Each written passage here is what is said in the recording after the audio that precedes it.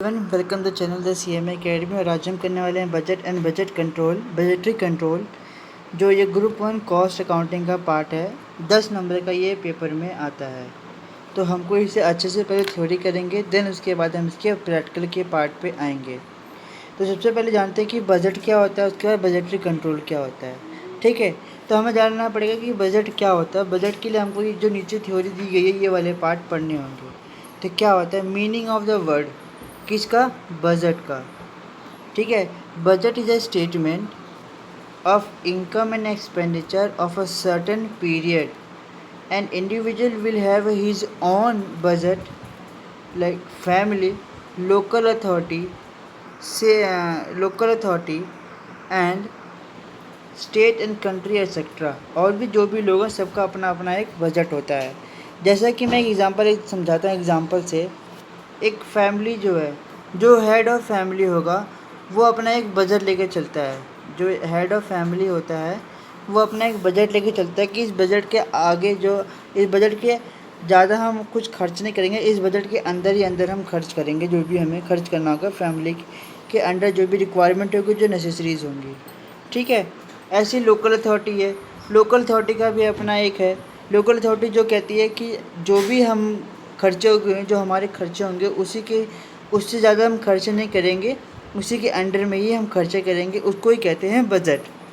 ठीक है, अब आगे बढ़ते हैं।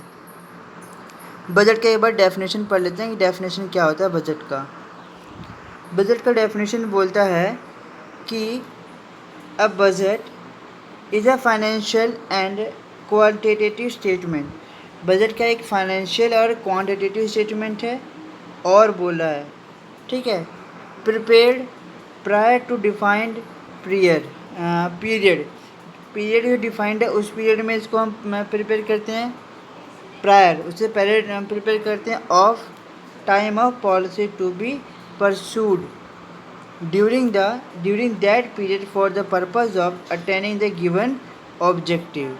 ठीक है, इसके बाद एक बार हम फीचर पढ़ लेते हैं। इसके फीचर्स क्या हैं, इसके फीचर्स कौन कौन से वो जानते हैं हमको पता है, बस हमको एक बार ध्यान देना है। A budget must be expressed either in a quantitative form. It means that the number of unit of different products, or it may be expressed in rupees of each product. Budget must be prepared for the defined period. ठीक है, defined period में इसको हम prepare करते हैं। ठीक है, अब हम इसके बारे आगे पढ़ते हैं कि इसके आगे क्या है गिवन है। इसके आगे गिवन है ऑब्जेक्टिव। ऑब्जेक्टिव क्या क्या है इसके। Budget are useful for the forecasting the operating activities and financial position of a business enterprises. तो बजट क्या है, बजट हम क्या करते हैं, फोरकास्टिंग करते हैं। क्या करते हैं, फोरकास्टिंग करते हैं, मतलब हम फ्यूचर के बारे में जानना चाहते हैं बजट से। किसकी, ऑपरेटिंग एक्टिविटी की एंड फाइनेंशियल पोजीशन की। अभी आप समझेंगे कि फाइनेंशियल पोजीशन की हम फोरकास्टिंग कैसे कर लेते हैं। जब भी हम कोई नया बजट बनाएंगे, तो हम उसको पिछले बजट से देख के ही बनाएंगे, क्योंकि आने वाला जो बजट होगा उसका हमें कुछ पता नहीं होगा कि कितना प्रॉफिट में होगा, कि बिज़नेस की लॉस में होगा हमारा बिज़नेस।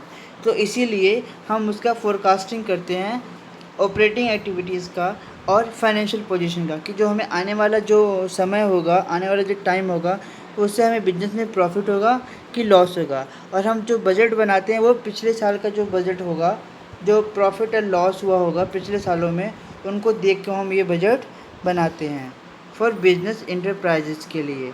ठीक है, पहला ऑब्जेक्टिव ये है। सेकेंड ऑब्जेक्टिव क्या है हमारा, बजट आर हेल्पफुल।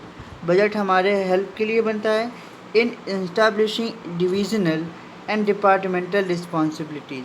अब यहाँ पर डिविजनल और डिपार्टमेंटल रिस्पॉन्सिबिलिटीज़ क्या है, मतलब एक बिजनेस में अलग अलग डिपार्टमेंट होता है। सेल डिपार्टमेंट, परचेज डिपार्टमेंट और फाइनेंस डिपार्टमेंट, ऐसे HR डिपार्टमेंट, ये सब डिपार्टमेंट है, सबका अलग अलग बजट बनता है। उसके बाद हम देखते हैं कि ये हेल्पफुल है कि एस्टैब्लिशिंग करने में, तो ये इसलिए बजट हमारा एक हेल्पफुल होता है। ठीक है, नेक्स्ट पॉइंट पे आते हैं हम। थर्ड पॉइंट क्या बोलता है कि budget ensure goods business, budget ensure good business. Budget हमें ये इंश्योर कराता है कि हम जो बिजनेस के लिए हम गुड कर रहे हैं, अच्छा कर रहे हैं, practice because they plan for future. अब बजट क्या होता है, वो हम फ्यूचर के लिए बनाते हैं।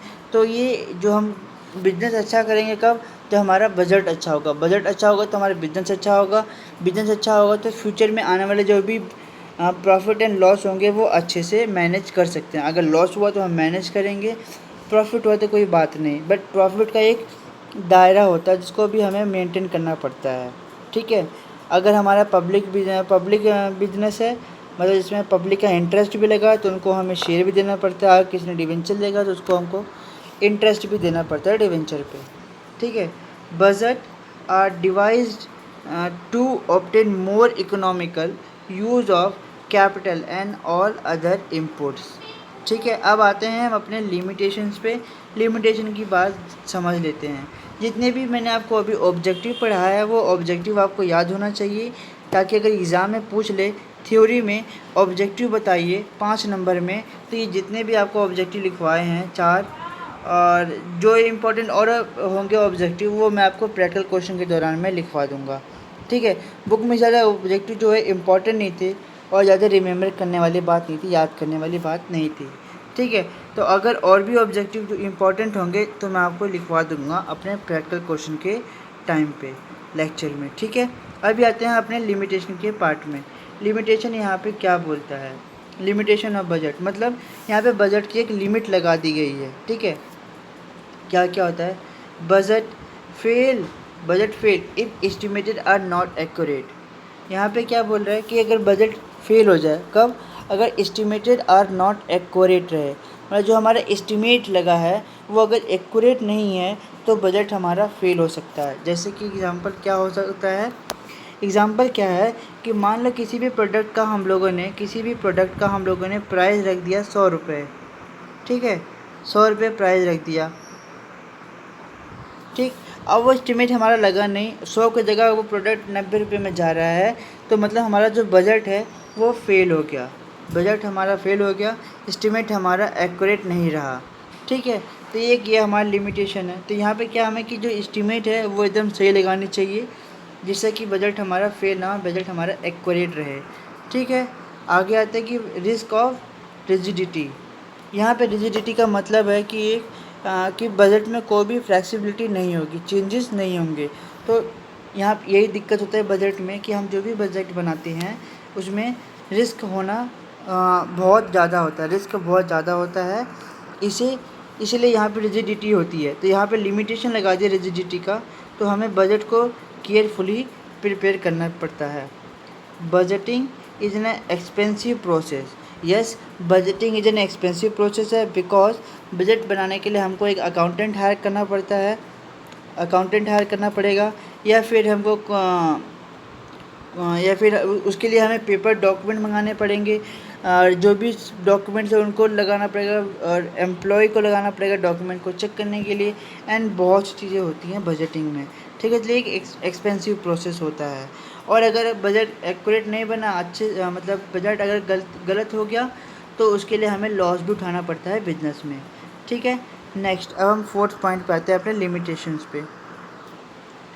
But budgeting is not a substitute for management. Okay, ना 4th वाला पॉइंट बोलता है कि बजट जो है वो हमारा सब्स्टिट्यूट मैनेजमेंट नहीं है, ये मतलब इसका कोई और सब्स्टिट्यूट नहीं है, बजट ही होगा, उस जगह कोई और सब्स्टिट्यूट मैनेजमेंट नहीं है। इसका मतलब ये एक और हो सकता है कि बजट के अगर हमारा अच्छा बन गया तो हमारा बिजनेस जो है वो परफेक्ट चलेगा, अगर नहीं होगा तो परफेक्ट नहीं चलेगा, मतलब वो लॉस मेकिंग कहलाएगा। ठीक है, तो इसके लिए हमें बजट अच्छे से प्रिपेयर करना चाहिए। नाउ हम आते हैं क्लासिफिकेशन ऑफ बजट में। ये इम्पॉर्टेंट पॉइंट है क्लासिफिकेशन, जिससे कि आपको अच्छे से सुनना चाहिए। इसमें पहला पॉइंट है on the basis of time. एक होता है टाइम पे बनाने के लिए, कौन से टाइम पे हमें बजट प्रिपेयर करना चाहिए, कौन से टाइम पे बजट प्रिपेयर नहीं करना चाहिए, कितने टाइम के लिए हमारा बजट होता है, कितने टाइम के लिए हमारा बजट नहीं होता। तो पहला आता है कि हमारा लॉन्ग टर्म बजट, एक होता है लॉन्ग टर्म बजट। इसके लिए क्या है कि लॉन्ग टर्म बजट का मतलब ये है कि हम लोग बजट कितने साल तक के लिए बना रहे हैं, और हमको बजट कब बनाना है। तो इसके लिए कोई एक एग्जैक्ट डेफिनेशन नहीं है। बजट हमको क्या लॉन्ग टर्म बजट का डेफिनेशन नहीं है कोई, तो इसका डेफिनेशन क्या होना चाहिए, ये सब नहीं गिवन है।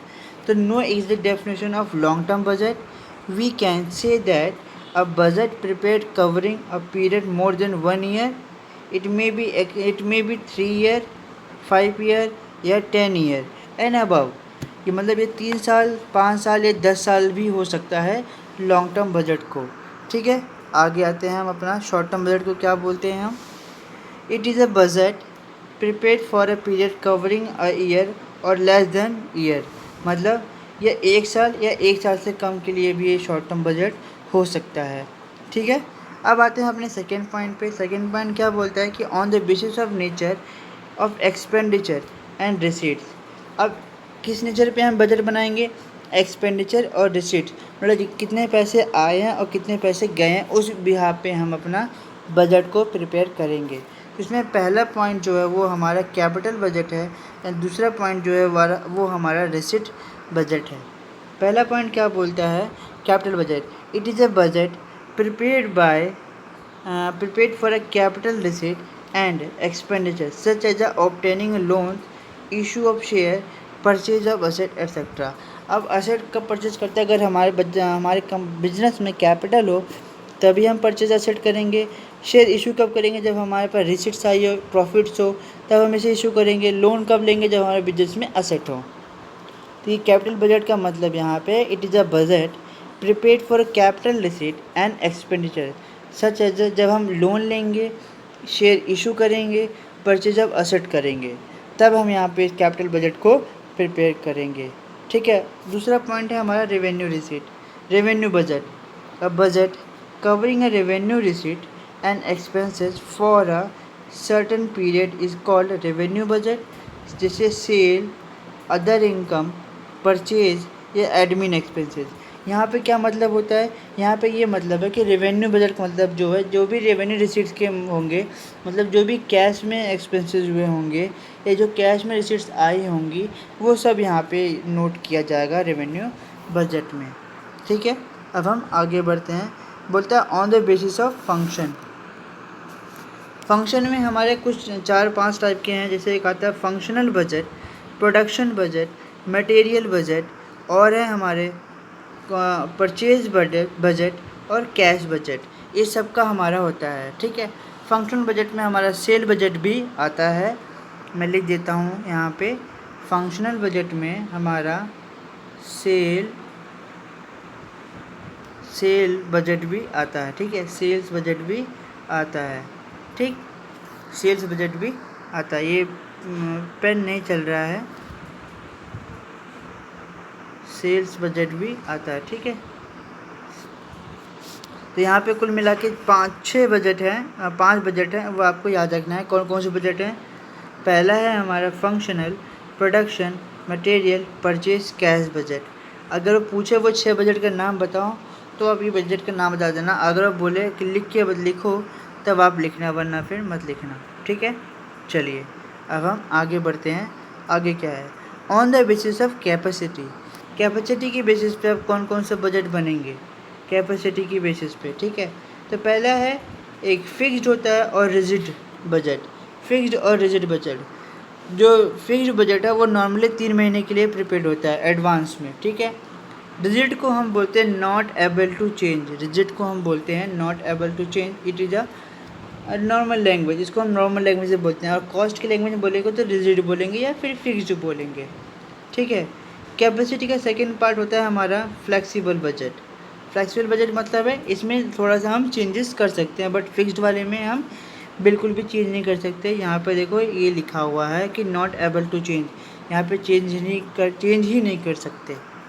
तो चलिए एक बार फिक्स्ड बजट या रिजिड बजट को पढ़ लेते हैं कि इसका मतलब क्या होता है। Fixed budget, when budget are prepared for a fixed और स्टैंडर्ड वॉल्यूम। मतलब जब भी हम बजट को प्रिपेयर करेंगे तो एक फिक्स्ड या स्टैंडर्ड वॉल्यूम को देखते हुए अपना बजट को प्रिपेयर करेंगे of activity. They are called rigid budget और fixed budget. These are prepared normally 3 months in advance of the year. ठीक है, ये तो समझ में आ गया होगा। अब हम नेक्स्ट पे बढ़ते हैं। नेक्स्ट क्या बोलता है, फ्लेक्सिबल बजट। अब flexible budget is a budget that is prepared for different level of activities or capacity utilization or volume output. If budgets are prepared in such a way so as to change in accordance with the volume of output, they are called flexible budget। ठीक है, मतलब इसका कहने का मतलब ये है, flexible budget क्या है, डिफरेंट लेवल ऑफ एक्टिविटीज़ पे प्रिपेयर किया जाता है। इसको कैपेसिटी यूटिलाइजेशन भी बोलते हैं, वॉल्यूम ऑफ आउटपुट पर भी ये प्रिपेयर किया जाता है। ठीक है, अब हम आगे बढ़ते हैं। और क्या है, they can be prepare from fixed budget which are also called revised budget. ये कब हम इसको हम प्रिपेयर कर सकते हैं from capital budget, fixed budget से, which are also known as a revised budget भी इसको हम बोलते हैं। ठीक है, तो अभी तक हमारा जो भी बजट वाला पॉइंट था, बजट वाला जो कंसेप्ट था वो ख़त्म हो चुका है। अब हम आते हैं अपने बजटरी कंट्रोल पे। बजटरी कंट्रोल का मतलब यहाँ पे हम जान लेते हैं। पहले यहाँ पे डेफिनेशन इसकी क्या है, the establishment of a budget relating the responsibility of the executive to the requirement of a policy and the continuous comparison of actual with budget result, either to secure by individual action the objective of that policy or to provide a basis for its revision। तो ये हो गया हमारा हमने define कर दिया budgetary control. इतना याद करना है, ज़्यादा 4 या 5 लाइन की है। अगर आप लिखोगे अपने पेज में तो ज़्यादा 3 लाइन या 4 लाइन की बनेगी, ज़्यादा नहीं बनेगी। ठीक है, तो डेफिनेशन लिख लेना। More important is advantage, because exam में ज़्यादातर एडवांटेज पूछता है लिखने के लिए, डेफिनेशन कम पूछता है। तो एडवांटेज अगर 5 नंबर में आएगा तो आप ये 6 एडवांटेज लिख सकते हो। तो चलिए एक बार इसके एडवांटेज को भी हम पढ़ लेते हैं। क्या बोलते हैं एडवांटेज में, कि budgetary controls AIIMS at maximize of a profit through optimum utilization of resource। मतलब हम ऑप्टिमम यूटिलाइजेशन रिसोर्स रखेंगे तो हमारा जो प्रॉफिट वाला एरिया है वो मैक्सिमाइज हो जाएगा, जो प्रॉफिट होगा वो हमारा मैक्सिमाइज हो जाएगा। बजटरी कंट्रोल का एम ही यही होता है कि हमको अपने बिजनेस का जो है वो प्रॉफिट हमें मैक्सिमाइज करना है ऑप्टिमम यूटिलाइजेशन से। ठीक है, सेकेंड पॉइंट बोलता है it facilitates the management by exception. इसका क्या है, फैसिलिटेट करता है कि मैनेजमेंट बाय एक्सेप्शन से वो फैसिलिटेट कर सकता है। थर्ड पॉइंट क्या है, it help as a basis of the internal audit. इसको क्या, इसे क्या हेल्प मिल सकता है, इसका बजटरी कंट्रोल से क्या हेल्प मिलता है कि वो इंटरनल ऑडिट का भी एक बेसिस से हेल्प मिल जाता है। Its aids in obtaining bank credit. ठीक है, it insure adequacy of working capital to the organisation. Six point क्या, जो इम्पोर्टेंट पॉइंट है हमारे लिए, it help in reducing the cost, thereby help in a better utilisation of fund of the organisation. क्या करता है, ये cost को रिड्यूस करवाता है in help of better utilisation of the fund of the organisation. जो organisation में better utilisation के लिए जो फंड मिला है, आया है, वो उसकी वो कॉस्ट को रिड्यूस कर सकता है। क्या, कौन रिड्यूस कर सकता है, हमारा बजटरी कंट्रोल। तो चलिए अब एक बार हम आगे बढ़ते हैं। अब यहाँ पे एक पॉइंट आता है हमारा, अभी हम लोगों ने पढ़ा था फिक्स्ड या रिजिड बजट के बारे में और फ्लेक्सिबल बजट के बारे में। तो उसका एक बार ये डिफरेंस वाला पॉइंट कर लेते हैं, जिससे कि एग्ज़ाम में अगर डिफरेंस पूछ ले तो कोई प्रॉब्लम ना हो हमें। और अगर आपको फिक्स्ड और फ्लेक्सिबल बजट में कोई प्रॉब्लम आई हो, समझने में ना समझ पाए हो आप, तो इससे आप अच्छे से समझ सकते हैं। तो पहले हम समझते हैं फिक्स्ड बजट का मतलब क्या है, फिर उसके बाद हम फ्लेक्सिबल पे हम जाएंगे। तो चलिए एक बार हम पहले फिक्स्ड पढ़ लेते हैं। क्या होता है यहाँ पे फिक्स्ड मतलब, it does not change with actual volume, it does not change with actual volume of activities achieved. It is known as a rigid और flexible budget, inflexible budget. It is known as a rigid और inflexible budget. मतलब वही बताया मैंने आपको, इसके actual volume में changes नहीं कर सकते। मतलब अगर आपकी इसकी एक्चुअल वॉल्यूम 100 है तो 100 ही रहेगी, इससे ज़्यादा हम चेंज नहीं कर सकते। ठीक है, इसी को हम रिजिड या इनफ्लेक्सिबल बजट कहते हैं। अब यहाँ पे हम फ्लेक्सिबल बजट का मतलब क्या समझेंगे। इट कैन बी रिकास्टेड, ठीक है, on the basis of activity level to be achieved. It is thus it is not a rigid. तो इसको हम रिकास्टेड पे हम बेसिस पे हम इसको चेंज कर सकते हैं, ठीक है, इसकी एक्टिविटी लेवल के ऊपर, और ये हमारा रिजिड बजट नहीं कहलाता।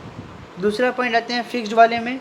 It operate on one level of activity and under one set of condition.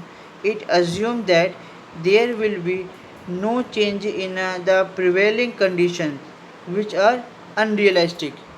क्या है ये, अनरियलिस्टिक है। ठीक है, ठीक है। अब आते हैं हम अपना फ्लेक्सिबल बजट पे। It consist of various budget for different level of activities.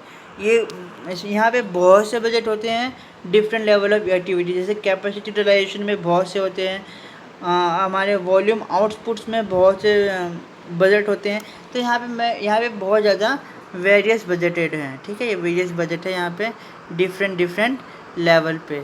ठीक है, ये तो समझ गए होंगे आप। अब आते हैं थर्ड वाले पॉइंट पे। Here all cost like fixed, variable and semi-variable are related to only one level of activity, so variance analysis does not give useful information। यहाँ पे जो भी कॉस्ट्स हैं, चाहे वो फिक्स्ड हो, वेरिएबल हो, सेमी वेरिएबल हो, वो सभी एक ही लेवल पे रिलेट करते हैं, एक ही लेवल के लिए बने हैं। ठीक है, जो है एक्टिविटीज ऑफ वेरिएंस एनालिसिस, और जो हमें एक यूज़फुल इंफॉर्मेशन प्रोवाइड नहीं करती है। अब आते हैं फ्लेक्सिबल बजट में। Here analysis of variance provide useful information as each cost is analysed according to its behaviour. उसके बिहेवियर के हिसाब से हमको हर कॉस्ट की एनालिसिस मिल जाती है, और इन्फॉर्मेशन भी जो हमें मिलती है वो यूज़फुल होता है। ठीक है, किसमें, फ्लेक्सिबल बजट में। अब आते हैं अपने 4 पॉइंट पे। If the budgeted and actual activity level differ significantly then the aspect like cost ascertainment and price fixation do not give a connect picture, do not give a correct picture। क्या बोलता है कि अगर हम price fixation करते हैं तो हमको एक करेक्ट पिक्चर नहीं मिलती, करेक्ट अमाउंट या करेक्ट जो हमें तस्वीर होनी चाहिए वो नहीं मिलती। ठीक है, अब आते हैं हम अपने फ्लेक्सिबल बजट के 4th पॉइंट पे कि flexible budgeting at a different level of activity facilitate the ascertainment of cost, fixation of selling price and tendering of quotation. 5th point पे आते हैं फिक्स्ड बजट के। तो यहाँ बोलता है comparison of actual performance with budgeted target will be meaningless, especially when there is a difference between two activities level। ठीक है, और अगर हम यहाँ पे आएंगे फ्लेक्सिबल वाले पे, it provide meaningful basis of comparison of actual performance with the budgeted target. तो यहाँ पे हमको मीनिंगफुल मतलब जो मीनिंग बेसिस पे जो हमें कंपैरिजन करते हैं एक्चुअल परफॉर्मेंस पे, वो हमको टारगेट अचीव कर लेता है। और यहाँ पे हमको 2 एक्टिविटी लेवल पे डिफरेंट लेवल पे हमको टारगेट अचीव करने के लिए मिलता है। ठीक है, तो अभी के लिए हमारे पास इतना ही। अब आगे हम जब करेंगे तो इस आगे हम अपना प्रैक्टिकल पार्ट ही करेंगे। तो चलिए, थैंक यू सो मच। अगर आपको वीडियो पसंद है तो प्लीज़ वीडियो को लाइक कीजिए, शेयर कीजिए और चैनल को सब्सक्राइब कीजिए, और प्लीज़ बेल आइकन को दबा दीजिए जिससे कि आपको आने वाली वीडियो की नोटिफिकेशन जल्द से जल्द मिल जाए। चलिए, थैंक यू सो मच।